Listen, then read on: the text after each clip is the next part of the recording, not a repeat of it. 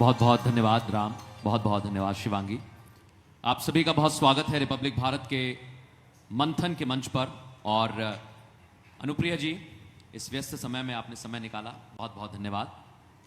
शुरुआत में इसी से करना चाहूँगा क्योंकि आप महिला सशक्तिकरण की बात हो रही थी आपके आने से पहले। महिलाओं के लिए विशेष तौर पर कई जिम्मेदारी आपके कंधों पर है और महिला प्रतिनिधित्व आप सरकार में कर रही हैं। महिलाओं के लिए आपके भविष्य की तैयारी क्या है? आप किस तरह से सोचती हैं कि भारत की महिलाओं को सशक्त किया जाए, उनको आगे बढ़ाया जाए? देखिए, बहुत बहुत धन्यवाद पहले तो आपको मुझे यहाँ आमंत्रित करने के लिए। हमारी सरकार ने देश में एक नया दृष्टिकोण दिया है। पहले जितने भी सरकारें रहीं सब महिला केंद्रित विकास की बात करती थी, लेकिन जब हमारी सरकार आई, प्रधानमंत्री मोदी जी ने देश को विमेन सेंट्रिक डेवलपमेंट से आगे ले जाकर विमेन लेड डेवलपमेंट का एक मॉडल दिया। और जब हम विमेन लेड डेवलपमेंट की बात करते हैं तो उसमें उनका सामाजिक विकास हो, उनका शैक्षणिक विकास हो, आर्थिक विकास हो और उसके साथ साथ उनका पॉलिटिकल पार्टिसिपेशन, ये सब महत्वपूर्ण हो जाता है। मुझे प्रधानमंत्री जी के साथ काम करने का मौका मिला और स्वास्थ्य जैसा अहम मंत्रालय जिसमें मैं माननीय नड्डा जी के साथ जिम्मेदारी निभा रही हूँ, उसमें हमने ये तय किया कि महिलाओं के स्वास्थ्य को हमें दुरुस्त करना है, क्योंकि स्वस्थ महिलाएं ही एक प्रोडक्टिव वर्कफोर्स हो सकती हैं। और भारत की एम्बिशन है हमें दुनिया की तीसरी सबसे बड़ी इकोनॉमी बनना है और विकसित भारत बनना है 2047 तक। तो स्वस्थ महिलाएं ही स्वस्थ परिवार का और एक प्रगतिशील राष्ट्र का आधार हो सकती हैं। और अभी तक हमने बहुत प्रगति की है। स्वास्थ्य के मोर्चे पर ही मैं आपको बात करूं, आप देखिए हमारा नेशनल फैमिली हेल्थ सर्वे 6 अभी रिलीज आया, उसमें जो महिलाओं का पोषण है उसमें भी सुधार देखने को मिल रहा है। प्रसव पूर्व जांच है उसमें भी सुधार है। महिलाओं के लिए जो संस्थागत प्रसव है उसमें भी सुधार है। और हमने एक बहुत बड़ा इनिशिएटिव लॉन्च किया, प्रधानमंत्री सुरक्षित मातृत्व अभियान। उसके तहत 7.5 करोड़ महिलाओं की हमने ANC चेकअप्स किए हैं। इतना ही नहीं, हमारे HPV वैक्सीनेशन को जब हमने लॉन्च किया तो हमने 14 साल की बच्चियों का 1.2 करोड़ का एक कोहॉर्ट आइडेंटिफाई किया। बहुत बढ़िया। आज हम लगभग 50 लाख बच्चियों का ऑलरेडी वैक्सीनेशन कर चुके हैं, उन्हें सर्वाइकल कैंसर से बचा रहे हैं। आयुष्मान आरोग्य मंदिर हमारे जो एक फर्स्ट पॉइंट ऑफ कॉन्टैक्ट है, एक प्राथमिक स्वास्थ्य सेवा का केंद्र है और किसी भी आम नागरिक के लिए सबसे पहले पहुंच है। वहां पे आप देखें तो महिलाओं के लिए कितना बेनिफिशियल ये हुआ है। ग्रामीण महिलाएं हैं, बुजुर्ग महिलाएं हैं जो आसानी से किसी बड़े स्वास्थ्य केंद्र पर नहीं जा सकती। आज उनके लिए हमने ब्रेस्ट कैंसर और सर्वाइकल कैंसर की प्रिलिमिनरी स्क्रीनिंग आयुष्मान आरोग्य मंदिरों पर की है। 16 करोड़ महिलाओं की ब्रेस्ट कैंसर की जांच की जा चुकी है। 9.5 करोड़ महिलाओं की हमारी सर्वाइकल कैंसर की जांच की जा चुकी है। तो इस तरीके से स्वास्थ्य की दृष्टि से महिलाएं स्वस्थ हों और देश की प्रगति में योगदान दें, इसके लिए निरंतर काम चल रहा है। और पोषण अभियान मैंने जिसका जिक्र किया, आज महिलाओं के पोषण में सुधार हुआ है और स्वस्थ महिलाएं आगे बढ़कर ज्यादा कंट्रीब्यूशन कर रही हैं। मैं एक और इनिशिएटिव का जिक्र करूंगी जो मेंस्ट्रुअल हाइजीन मैनेजमेंट की दिशा में हमने काम किया है। मेरा दूसरा डिपार्टमेंट है डिपार्टमेंट ऑफ फार्मास्यूटिकल्स। उसके तहत जो हमने देश भर में 20,000 से ज्यादा जन औषधि केंद्र स्थापित किए। आज उन केंद्रों पर मात्र 1 रुपए में मिलने वाला सुविधा सैनिटरी नैपकिन महिलाओं के मेंस्ट्रुअल हाइजीन को इंप्रूव कर रहा है और नेशनल फैमिली हेल्थ सर्वे ने इसको रिफ्लेक्ट भी किया है। 105 करोड़ सुविधा सैनिटरी नैपकिन हम इन जन औषधि केंद्रों से महिलाओं तक, बच्चियों तक पहुंचा चुके। तो एक बहुत बड़ा परिवर्तन आ रहा है स्वास्थ्य की दृष्टि से, आर्थिक दृष्टि से भी और राजनीतिक दृष्टि से। आप जानते हैं कि हमारी सरकार कितना बड़ा कदम उठाने जा रही है। बिल्कुल, आपका इशारा महिला आरक्षण बिल की तरफ भी है और उसे पास करा लिया गया है। लेकिन कई बार हम देखते हैं कि महिलाओं के प्रतिनिधित्व को जब सरकार आगे बढ़ाती है तो विरोध भी होता है। मैम, ये विरोध क्यों किया जाता है? आपको क्या लगता है इसका विशेष कारण क्या हो सकता है? नहीं, देखिए, मंशा इससे स्पष्ट परिलक्षित हो जाती है। आज देश की महिलाएं बहुत जागरूक हो चुकी हैं। हम हर इलेक्शन में इस बात की एनालिसिस करते हैं कि महिला वोटर टर्नआउट कितना रहा, यानी बढ़ चढ़ के महिलाएं भागीदारी कर रही हैं। जब बिहार का इलेक्शन हुआ तो हमने कहा कि देखिए महिलाएं कितनी लंबी लंबी कतारों में लगी हुई हैं, तो उनका परसेंटेज बढ़ रहा है। महिलाएं बहुत जागरूक हो रही हैं, पॉलिटिकल पार्टिसिपेशन चाहती हैं। लेकिन अभी भी हमारी जितनी पॉलिटिकल पार्टीज हैं कहीं ना कहीं उनके अंदर एक रिजर्वेशन है अपने महिला कार्यकर्ताओं को या देश के अंदर आम महिलाओं को पॉलिटिकली एम्पावर करने में एक झिझक है। तो महिला आरक्षण बिल जब हम लाए वो पास भी हुआ, लेकिन जब लागू करने की बात आई तो बहुत सारे दल पीछे हट गए। हमने एक विशेष सत्र आहूत किया अप्रैल के महीने में, लेकिन दुर्भाग्यपूर्ण है कि सरकार ने बहुत कोशिश की, फिर भी एक भ्रम फैलाया गया विपक्ष के द्वारा और ये बिल लागू नहीं हो पाया। लेकिन मॉनसून सत्र है, एक बार फिर सरकार कोशिश करेगी आम सहमति बने और ये बिल आगे बढ़े, महिलाएं पॉलिटिकली एम्पावर हों और सभी दल अपने अपने पार्टीज के माध्यम से महिलाओं को ज्यादा से ज्यादा मौका दें। जितना उनकी नेतृत्व क्षमता आगे बढ़कर दिखेगी उतना देश के अंदर एक बदली हुई तस्वीर नजर आएगी। बिल्कुल मैम, आपने उसी ओर इशारा किया कि मॉनसून सत्र है और जैसा अभी राम बता रहे थे ऑल पार्टी मीटिंग भी है, कल सत्र है और आपने भी उस बात का जिक्र किया कि अगर मंशा आपकी अच्छी होगी तो ये मंशा इतनी खराब क्यों हो जाती है विपक्ष की। जैसा आपने कहा कि हमारी कोशिश तो है महिलाओं का प्रतिनिधित्व हो, महिलाएं आगे बढ़ें, क्योंकि वोट टर्नआउट हमने देखा है इतना बढ़ा है तो वो नेतृत्व भी कर सकती है, तो ये मंशा क्यों खराब हो जाती है? देखिए, भारतीय समाज में कहीं ना कहीं एक ऐसा परिवेश रहा है कि महिलाओं को एक सीमित भूमिका तक ही रखा गया है और महिलाएं पॉलिटिकली एम्पावर होंगी तो आप समझिए कि ऐसे बहुत सारे विषय हैं जिन पर अभी तक शायद सरकारों की दृष्टि नहीं जाती थी, वो सरकारों की प्रायोरिटी में नहीं होता था, उन विषयों पर अब सरकार के एफर्ट्स केंद्रित होने लगेंगे। और आप देखिए पुरुष सांसद जो हैं, अब मैं इस बात को बहुत कहना नहीं चाहती थी, लेकिन अगर आप अकेले में बैठ के उनसे बात करेंगे तो बहुत सारे लोग घबरा जाते हैं कि महिलाओं को ज्यादा भागीदारी मिल जाएगी तो कहीं हमारी सीट ना चली जाए।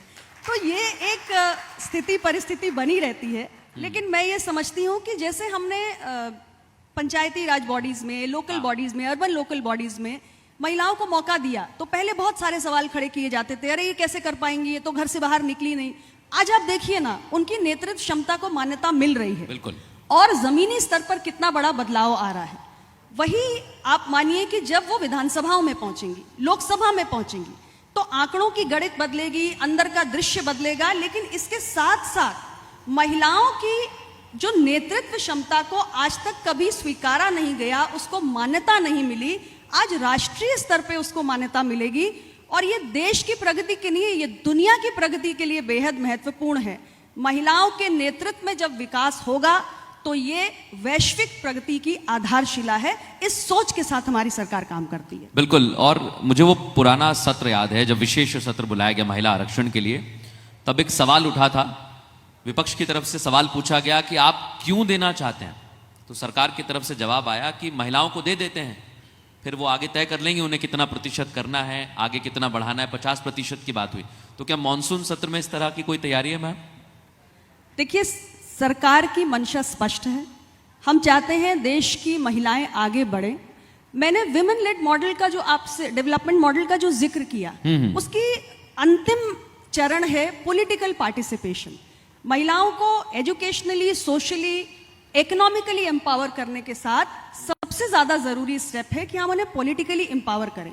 और सही मायने में उनके नेतृत्व में विकास तभी हो पाएगा, विकसित भारत 2047 तभी बनेगा जब हम महिलाओं को लीडरशिप रोल्स में लाएंगे। बिल्कुल। और इसलिए सरकार स्पष्ट है। मॉनसून सत्र में हमारी कोशिश है, तमाम राजनीतिक दलों से बातचीत हो रही है, आम सहमति बनाने की कोशिश की जा रही है। और मैं ये जरूर कहना चाहूंगी कि अगर अब भी कुछ दल पीछे हटेंगे तो इसका खामियाजा उन्हें भुगतना पड़ेगा। उन दलों के लिए बहुत बड़ी समस्या खड़ी हो जाएगी, क्योंकि महिलाओं द्वारा जो समर्थन मिलता है राजनीतिक दलों को, उसमें बहुत बड़ा फेरबदल हो सकता है। बिल्कुल। और देखिए, पिछले जो चुनाव बीते हैं उसमें उसका असर दिखा है और आने वाले चुनाव भी हैं। आप तो खुद स्वयं उत्तर प्रदेश से आती हैं मैम, मैं उस पर आऊंगा, लेकिन एक छोटा सवाल मेरा है, क्योंकि नॉर्थ ईस्ट के कुछ राज्य हैं, दक्षिण भारत के राज्य हैं जहां पर महिला प्रतिनिधित्व करती रही हैं। आप देखेंगे वो बिजनेस भी संभालती हैं। आपके बारे में भी यही चर्चा है कि आप भी कोशिश करती हैं कि सभी को साथ लेकर चला जाए। तो क्या दक्षिण भारत और उत्तर भारत जैसा विपक्ष इनमें डिवाइड करने की कोशिश करता है कि आप महिलाओं को प्रतिनिधित्व इसलिए नहीं देना चाह रहे हैं या इसलिए देना चाह रहे हैं कि आप परिसीमन करना चाह रहे हैं, वोट परसेंटेज बढ़ाना चाह रहे हैं, ये डर क्यों बढ़ाया जाता है? देखिए, परिसीमन को लेकर मैं एक बात स्पष्ट कर दूं, आप परिसीमन को कब तक टालेंगे, परिसीमन से कब तक भागेंगे? देश की आबादी कई गुना बढ़ चुकी है और कई कई लोकसभा क्षेत्रों को आप देखिए, उसमें 2 गुना 3 गुना वोटर साइज हो गया है। अब मैं भी एक लोकसभा क्षेत्र का, मिर्जापुर का प्रतिनिधित्व करती हूँ। मेरा वोटर साइज कितना बड़ा है ये तय करता है कि मैं कितने लोगों से सीधे तौर पर संपर्क कर पाती हूँ। तो जैसे जैसे कई कई इतने कॉन्स्टिट्यूएंसीज हैं, मुझे याद है माननीय गृह मंत्री जी ने संसद में खड़े होकर कहा था कि 27 लाख 20 लाख से ऊपर पॉपुलेशन पहुंच गई है। हाँ। क्या एक एमपी जस्टिस कर सकता है अपने वोटर के साथ? और एक सिद्धांत पे हम चलते हैं, 1 सिटीजन 1 वोट 1 वैल्यू। तो कैसे एक कॉन्स्टिट्यूएंसी का साइज बहुत बड़ा है, एक कॉन्स्टिट्यूएंसी का कम है, तो इस सिद्धांत का उल्लंघन तो होगा ही। साथ में जैसे जैसे हम आबादी बढ़ेगी, हमें SC ST सीटें भी बढ़ानी है, और महिला आरक्षण भी अगर हमें सही मायने में लागू करना है तो हमें सीटें बढ़ानी पड़ेंगी, जिसके लिए परिसीमन जरूरी है। तो परिसीमन को लेकर जो ये अनावश्यक भ्रम फैलाया जा रहा है, इससे मैं जरूर चाहूंगी कि देश का आम नागरिक इसको स्पष्टता से समझे कि ये आज समय की मांग है, देश की जरूरत है, और महिलाओं के नेतृत्व वाले विकास को आगे बढ़ाने के लिए, SC ST की सीट्स की संख्या बढ़ाने के लिए ये जरूरी है। आप स्वयं उत्तर प्रदेश से आती हैं, आपने अभी बताया। विपक्ष कहता है कि पुराने जितने भी चुनाव है उसमें महिलाओं को साधने की कोशिश की जाती है, और ये महिला आरक्षण बिल भी इसीलिए लाया जाता है। हर बार कोई ना कोई चुनाव का बहाना बना जाता है। अब यूपी में चुनाव है, आने वाले 6 महीने बाद चुनाव होने वाला है, तो क्या विपक्ष जैसा आरोप लगा रहा है उसमें सत्यता है कि नहीं, ये तो चुनावी फायदे के लिए? मैं विपक्ष को पूछना चाहती हूँ, देश की आधी आबादी महिला है या नहीं है? आप कब तक टालेंगे? 3 दशक से आप महिलाओं के प्रतिनिधित्व को टाल रहे हैं, कब तक आप उन्हें पीछे रखना चाहते हैं? और दूसरी बात, भारत दुनिया की सबसे बड़ी डेमोक्रेसी है, बिल्कुल, और हमारे यहाँ तो हर साल चुनाव है, आज इस राज्य में है, कल उस राज्य में है। तो क्या ये चुनाव कोई ऐसा कारण बन सकता है कि हम महिलाओं के प्रतिनिधित्व को रोक सके? किसी ना किसी राज्य का या देश का चुनाव, ये तो रेगुलर प्रक्रिया है, चलती रहेगी। लेकिन आप कभी गंभीर होंगे या नहीं होंगे महिलाओं को प्रतिनिधित्व देने के लिए? और अगर हैं, देन कम विद अस, हमारे साथ मिलकर इस काम को आप अंतिम कंक्लूजन तक पहुंचाइए। तो मेरी अपील रहेगी सभी विपक्षी दलों से। मैम, कई सांसद जो हैं आप लोगों के साथ आए, और कुछ ऐसे भी हैं जो दबी जबान में साथ रहते हैं लेकिन किसी डर की वजह से आगे नहीं आ पाते हैं। तो आपको क्या लगता है, इस बार जो दावा किया जा रहा है कि बीजेपी या एनडीए की कोशिश ये है कि सभी को साथ लेकर आया जाए, बाकी जो दल हैं भले ही वो आपके विरोध में हो, विचारधारा से आपका विरोध करते हो, लेकिन महिलाओं के पक्ष में खड़े रहें, ऐसी कोशिश है? देखिए, निश्चित रूप से ये प्रयास हमने पहले भी किया, हम अब भी कर रहे हैं। जब नई संसद हमारी शुरू हुई थी, नई संसद में पहला बिल ही महिला आरक्षण का आया था, और सारे दलों ने आम सहमति से इसे पारित किया था। लेकिन जब लागू करने की बात आई तो विशेष सत्र में सबने अलग अलग सुर अपने बदल लिए। हाँ। लेकिन आज मैं जरूर ये कहना चाहूंगी कि आप इंतजार करिए, हम कोशिश कर रहे हैं, और ये एक ऐसा मसला है जिसपे हमें दलगत राजनीति से ऊपर उठ के सोचना चाहिए, देश हित में सोचना चाहिए, आधी आबादी के हित में सोचना चाहिए, और महिलाओं को आप ज्यादा दिन पीछे नहीं रख सकते। अगर देश को आगे बढ़ना है तो आधी आबादी को साथ लेकर ही चलना होगा, और उसके बहुत सारे सकारात्मक प्रभाव और परिणाम हमें देखने को मिलेंगे। मैम, जैसा अभी चुनावों का जिक्र हुआ, विपक्ष आरोप भले ही तमाम लगाए, मेरा एक सवाल है, क्योंकि आप पिछड़ों की आवाज़ बुलंद करती हैं और आपकी पार्टी ने भी शुरुआत से उनकी आवाज़ बुलंद करने का काम किया है, लेकिन उत्तर प्रदेश में हम देखते हैं कि एक नया ही चलन शुरू हो गया है। कोशिश की जाती है कि आपको या एनडीए को पिछड़ा विरोधी बताया जाए, दलित विरोधी बताया जाए। क्या ये महज राजनीतिक फायदे के लिए किया जा रहा है? देखिए, ये सच है कि जो राजनीतिक दल आज ये सवाल उठा रहे हैं वो सत्ता से लंबे समय से बाहर हैं, और पिछड़े हों, दलित हों, कमजोर हों, वंचित हों, उनकी याद उन्हें तभी आती है जब वो सत्ता से बाहर हो जाते हैं, और इसलिए आज ये सवाल उठाया जाता है। लेकिन आप हमारी सरकार का 12 साल का ट्रैक रिकॉर्ड देखिए। प्रधानमंत्री नरेंद्र मोदी जी की कैबिनेट में आप किसी भी पहले की सरकार से अगर आप तुलना करके देखें तो उन्होंने अपने मंत्री परिषद में पिछड़े और दलित समाज से आने वाले जो राजनीतिक कार्यकर्ता हैं, जो एमपीज हैं, उनको मौका दिया है। बिल्कुल। और मैं सबसे ज्यादा प्रशंसा करना चाहती हूँ, एनडीए ने एक संदेश जो पूरे देश में दिया कि भारत दुनिया का सबसे बड़ा लोकतंत्र है, और इस लोकतंत्र के सर्वोच्च संवैधानिक पद पर यदि कोई विराजमान होगा तो वो हमारे जनजाति समुदाय का व्यक्ति होगा। ये संदेश अपने आप में बहुत बड़ा है, और मैं आपको एक एग्जाम्पल देना चाहती हूँ। मैंने एक विषय था माननीय प्रधानमंत्री जी के समक्ष उठाया था, जो हमारी नीट की परीक्षा होती थी उसमें ओबीसी का रिजर्वेशन लागू नहीं होता था। इस विषय को प्रधानमंत्री जी के संज्ञान में लाया था और बहुत ही कम समय में प्रधानमंत्री जी ने इसका समाधान किया था।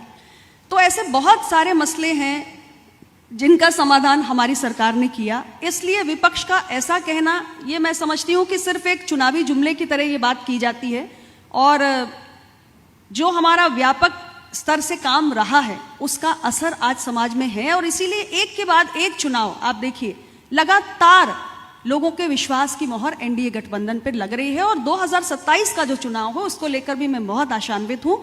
हम 2017 जीते, 22 जीते और 27 हम और धमाकेदार अंदाज में जीतेंगे। आज मैं आपके चैनल पे कह के जा रही हूँ। ये ब्रेकिंग न्यूज़ है, अभी ऐलान कर दिया है मैम ने कि 27 में जीतेंगे। तो मैम, अभी समाजवादी पार्टी एक रथ यात्रा निकाल रही है। रथ यात्रा का नाम है पीडीए रथ यात्रा। तो ये पीडीए की बात कहते हैं। क्या आपको लगता है कि सिर्फ समाजवादी पार्टी या विपक्ष दलितों के लिए, पिछड़ों के उत्थान की सिर्फ बातें करता है? ये सिर्फ राजनीतिक फायदा उठाना चाहते हैं? इसमें तो कोई संदेह ही नहीं है कि आप जब सत्ता से बाहर आते हैं तो आप पिछड़ों दलितों का रोना रोने लगते हैं। जब आपकी अपनी सरकार थी राज्य के अंदर, तब पीडीए कहाँ था? अब मैं आपको एक उदाहरण दूंगी। मेरी पार्टी ने हमेशा, जब भारतीय जनता पार्टी भी इसकी बात नहीं करती थी, मेरी पार्टी ने लगातार कास्ट सेंसस का मसला उठाया। बिल्कुल। बिहार में माननीय नीतीश कुमार जी की सरकार थी, वो एनडीए का अंग थे, उन्होंने राज्य के अंदर कास्ट सेंसस कराया। मैं पूछना चाहती हूँ, समाजवादी पार्टी की भी तो सरकार रही 4-4 बार। हाँ। आपको पिछड़ों दलितों की इतनी चिंता है, आपने राज्य में कास्ट सेंसस क्यों नहीं कराया? लेकिन माननीय प्रधानमंत्री जी की सरकार ने कास्ट सेंसस की घोषणा की, जो भारत के इतिहास में किसी सरकार ने हिम्मत नहीं दिखाई। वो साहस नरेंद्र मोदी जी की सरकार ने दिखाया। आज देश में कास्ट सेंसस हो रहा है। तो ये क्या बताता है कि आपके लिए ये सिर्फ एक चुनावी फायदा लेने के लिए एक आपका अस्त्र हो सकता है, लेकिन हमारे लिए नहीं।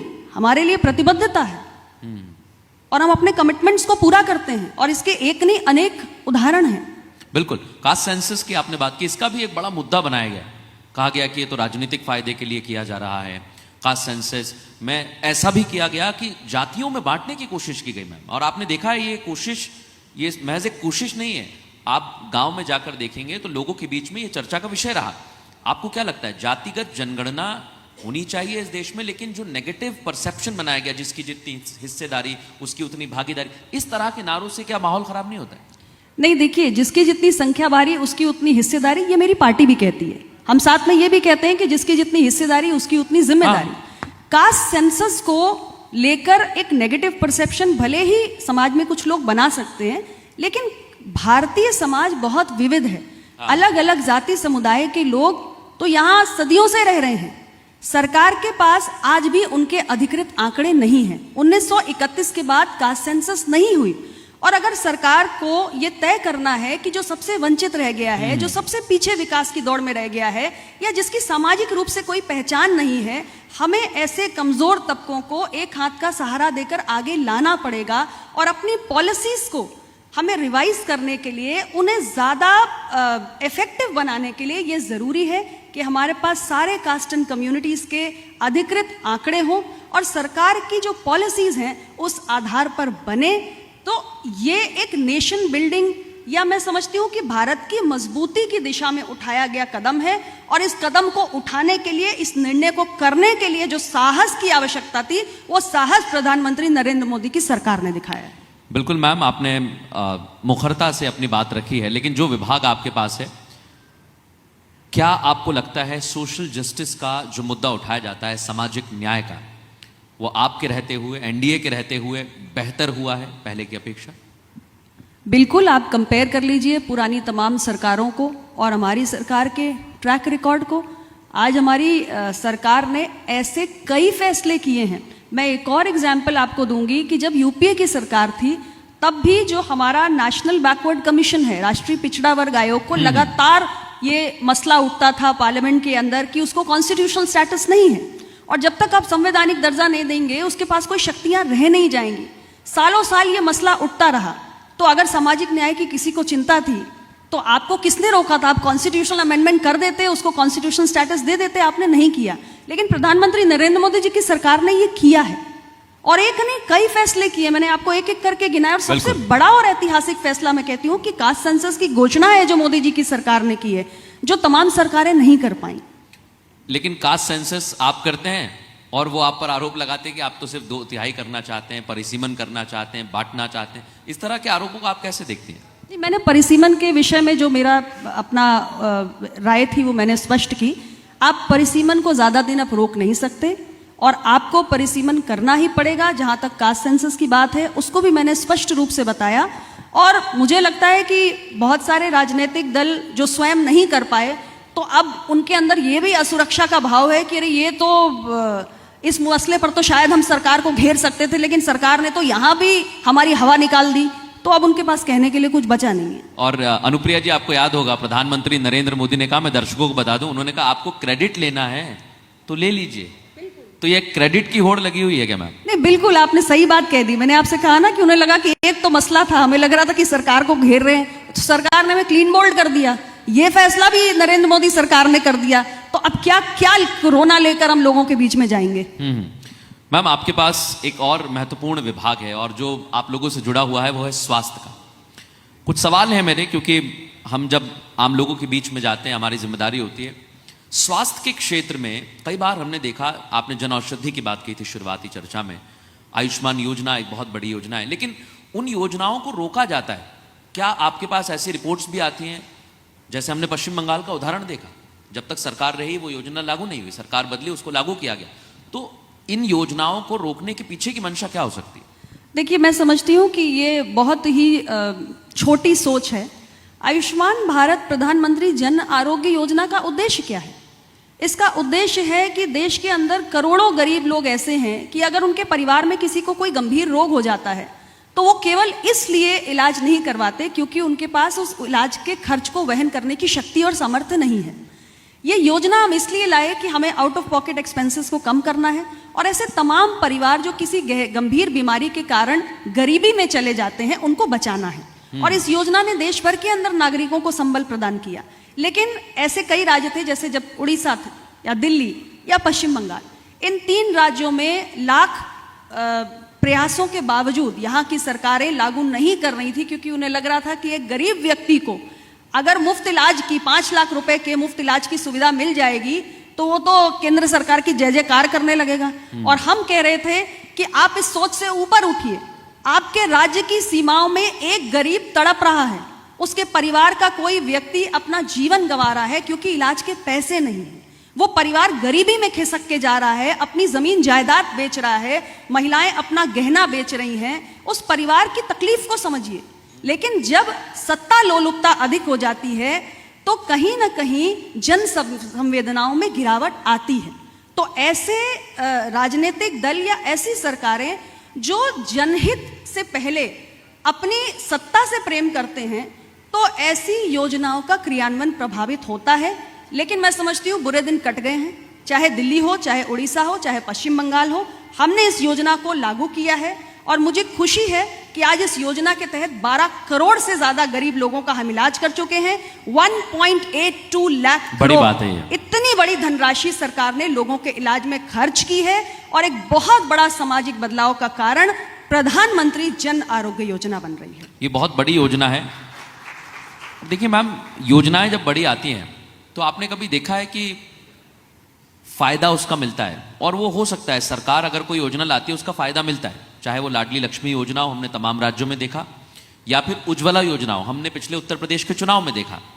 तो क्या आपको लगता है कि इस तरह की योजनाएं जब सामने आती हैं तो इसका फायदा अगर मिलता है तो गलत नहीं है? वो भले ही मंशा उसकी अच्छी है, अगर उसका फायदा मिल रहा है तो उसमें गलत नहीं है। सरकार का दायित्व क्या है? जनता ने आपको अपने विश्वास के साथ एक वोट दिया है। किस लिए दिया है? आप उसके जीवन में सुधार लाएं। और अगर हम एक स्पष्ट नीति और नियत के साथ काम करते हैं और जनता की ईज ऑफ लिविंग को बढ़ाने की कोशिश करते हैं, उनके जीवन को बेहतर बनाने के लिए कोई योजनाएं लाते हैं, तो मुझे लगता है कि हमारी मॉरल ड्यूटी है। इसी के लिए हम वोट लेकर सत्ता में आए हैं। और निश्चित रूप से जन समर्थन तो आपकी योजनाओं से लोगों के जीवन में क्या व्यापक बदलाव आया, ये उसका आधार है, बिल्कुल आधार और है। इसीलिए आपको मिलेगा। तो किसी पॉलिटिकल पार्टी को हमने रोका थोड़ी ना है, हम सब जनता का वोट लेकर आए हैं और हमारा कर्तव्य बनता है, हमारा ये धर्म है कि हम जनता के हित के लिए काम करें। और जितना जो पॉलिटिकल पार्टीज, जो सरकारें जनहित को सर्वोपरि रख के काम करेंगे तो निश्चित रूप से जनता का आशीर्वाद मिलता रहेगा, जैसे हमारे गठबंधन को मिल रहा है। बहुत अच्छी बात है। मैं छात्रों का एक सवाल करना चाहता हूं। कॉलेजेस में एमबीबीएस सीटों को लेकर प्रगति आपका डिपार्टमेंट कर रहा है, क्या आने वाले भविष्य में सीटें बढ़ाई जाएंगी? अभी जितनी हैं उन्हें भी कम आंका जाता है क्योंकि कई आबादी है और उस पर एक डॉक्टर है, तो उस दिशा में क्या कार्य कर रहे हैं आप? आपने बहुत अच्छा प्रश्न पूछा। भारत की आबादी आज दुनिया में नंबर 1 हो चुकी है, 146 करोड़। और सिर्फ आबादी का साइज ही नहीं, हमारे देश की आप भौगोलिक विविधता को देखिए, भौगोलिक चुनौतियों को देखिए, और ग्रामीण या आदिवासी इलाके जो हैं, दूरस्थ इलाके हैं, वहां आज भी एक स्पेशलिस्ट मिलना मुश्किल होता है। लेकिन हमने यूनिवर्सल हेल्थ कवरेज का लक्ष्य निर्धारित किया है, यानी कि देश के हर नागरिक को हमें अफोर्डेबल और क्वालिटी हेल्थ केयर की एक्सेस सुनिश्चित करनी है। और इसके लिए जरूरी है कि हमारे हेल्थ केयर प्रोफेशनल्स बढ़ें। इसलिए जो यूजी की सीट्स हैं वो 12 साल पहले 51,000 हुआ करती थी, आज बढ़ के 1,29,000 हो गई हैं। पीजी की सीट्स जिससे स्पेशलिस्ट तैयार होंगे 31,000 हुआ करती थी, आज 85,000 हो गई हैं। प्रधानमंत्री जी ने लाल किले से घोषणा की थी 15,000 सीटें हम और जोड़ने जा रहे हैं, यानी आने वाले समय में और भी ज्यादा डॉक्टर्स, हमें स्पेशलिस्ट डॉक्टर्स मिलने जा रहे हैं। और इसके साथ ही nursing professionals, allied health care professionals, और उसके साथ मल्टी स्किल्ड केयर गिवर्स, ये सब कुछ मिलने वाला है। यानी देश के अंदर मैन पावर शॉर्टेज कोई इशू नहीं रहेगा। और हम टेक्नोलॉजी का भी उपयोग कर रहे हैं ताकि उन इलाकों में बैठे हुए नागरिकों तक भी हम स्वास्थ्य सेवाएं पहुंचा सकें, जो चलकर एक अस्पताल तक, एक प्राथमिक स्वास्थ्य सेवा केंद्र तक नहीं पहुंच सकते हैं। तो आने वाले समय में हमारी तैयारी और पिछले 12 सालों से जो हमारा काम चल रहा है वो इसी दिशा में चल रहा है। हेल्थ केयर प्रोफेशनल्स की संख्या हमारी आबादी के अनुकूल हो और हर व्यक्ति को यूनिवर्सल हेल्थ कवरेज सुनिश्चित हो। आपकी ये दिशा में इस कार्य को वाकई और आगे बढ़ाया जाए, यह हमारी कोशिश भी है, क्योंकि हमने देखा है मैम, कई राज्यों में इस तरह की जो कॉलेजेस का निर्माण किया जाता है, कई प्राइवेट यूनिवर्सिटीज भी होती है, वहां पर भी छात्र पहुंचते हैं। लेकिन विशेष तौर पर आप उत्तर प्रदेश से आते हैं, तो उत्तर प्रदेश में आपकी क्या तैयारी है? क्योंकि आने वाले वक्त में यूपी में यह भी कहा जा रहा है कि चुनाव है, तो किन मुद्दों पर चुनाव लड़ा जाएगा? आप भी एक केंद्रीय मंत्री की जिम्मेदारी निभा रही हैं, एक राज्य मंत्री के तौर पर आपके पास 2 बड़े बड़े विभाग हैं, तो आपकी जिम्मेदारी कितनी बढ़ जाती है और आपके पिटारे में क्या है भविष्य को लेकर? देखिए, निश्चित रूप से उत्तर प्रदेश का चुनाव 2027 में है और हमारा गठबंधन आज बड़ा हो चुका है। हाँ। पहले कम दल थे, अब ज्यादा दल हो चुके हैं। सबसे पहले भारतीय जनता पार्टी अपना दल साथ में आया, उसके बाद हमारे 3 और नए साथी दल शामिल हो गए। तो हमारे पहले तो गठबंधन पूरा एकजुट है। यूपी की एक सीट को जीतना है, ये तय है। हर दल अपने गठबंधन के भी साथियों को भी जिताने की पूरी कोशिश करेगा।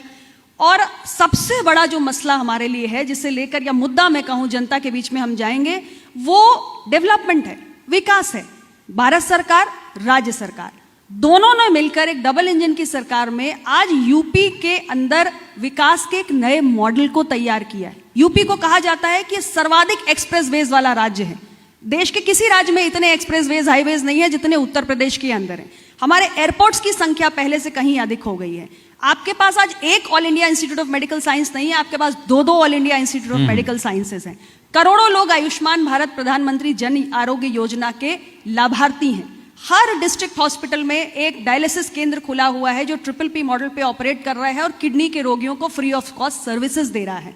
तो हमारे जो विकास का पहिया बहुत तेजी से आगे बढ़ा है, उसे लेकर हम लोगों के बीच में जाएंगे। और इसके साथ सबसे बड़ी बात, जो गरीब कल्याण की योजनाओं का असर देखने को मिल रहा है, चाहे शौचालय हो, आवास हो, बिजली का कनेक्शन हो, स्वास्थ्य का बीमा हो, बैंक का खाता हो, इन सभी योजनाओं ने एक आम नागरिक, एक गरीब व्यक्ति के जीवन में बहुत बड़ा बदलाव लाने का काम किया। और मैं समझती हूँ कि सेवा का एक उदाहरण हमने प्रस्तुत किया है। और जो भी हमने अपना काम किया है, हम अपना एक रिपोर्ट कार्ड लेकर जनता के बीच में जाएंगे। जनता अच्छे नंबर देगी, ये मुझे पूरा विश्वास है। आपने ये दावा कर दिया है कि हम सब साथ हैं, यानी जो अलग अलग तरह विपक्ष आरोप लगाता है कि यहाँ तो दल साथ नहीं है, ये दल साथ नहीं है, वो दल साथ नहीं है, आप सभी साथ हैं और 27 की तैयारी है। मैं एक आखिरी सवाल आपसे करना चाहता हूं मैम, क्योंकि 2027 का चुनाव विशेष तौर पर रिकॉर्ड हो जाएगा, क्योंकि दूसरी बार चुनकर आए मुख्यमंत्री योगी आदित्यनाथ, तीसरी बार की तैयारी है। आप लोगों का किस तरह से योगदान रहने वाला है और अपना दल एस की क्या तैयारी है? हमारी तैयारी पूरी है। देखिए, जो पार्टियां 365 दिन जनता के बीच में हैं, जिनके कार्यकर्ता 365 दिन जमीन पर है, वो हमेशा चुनाव के लिए तैयार हैं। और मेरा कार्यकर्ताओं को संदेश स्पष्ट है कि आपको जनता के बीच में बने रहना है, और मेरे कार्यकर्ता लगातार लोगों के बीच में जाते हैं।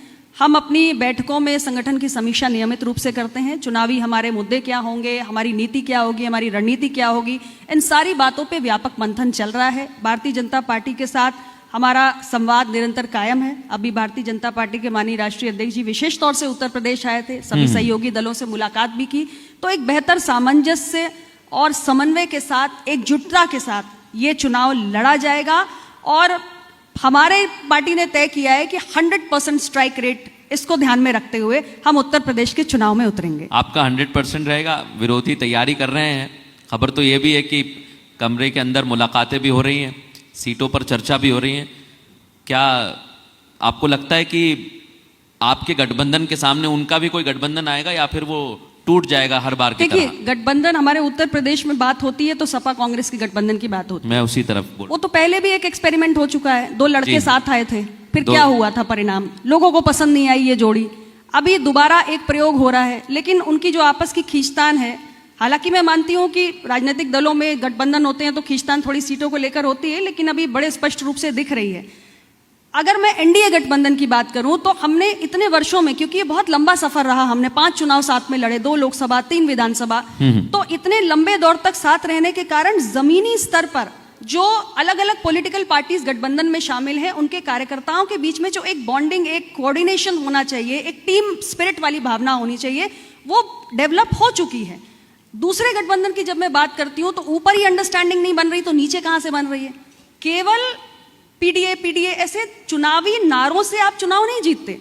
आपको जमीन पर जाकर एक अंडरस्टैंडिंग बनानी पड़ती है, एक टीम वर्क करना पड़ता है, और वो कोऑर्डिनेशन, वो एक सिनर्जी मैं कहूंगी जो हमारे 5 दलों के कार्यकर्ताओं की है, वो बहुत जबरदस्त है। और उसका असर आप देखिएगा कितना बड़ा होने जा रहा है। आप केवल ट्विटर पे बैठिए, सोशल मीडिया पे बैठिए, और आप प्रेस कॉन्फ्रेंस करिए और बयानबाजी करते रहिए, बड़ा बड़ा छप जाइए, that's not the only thing.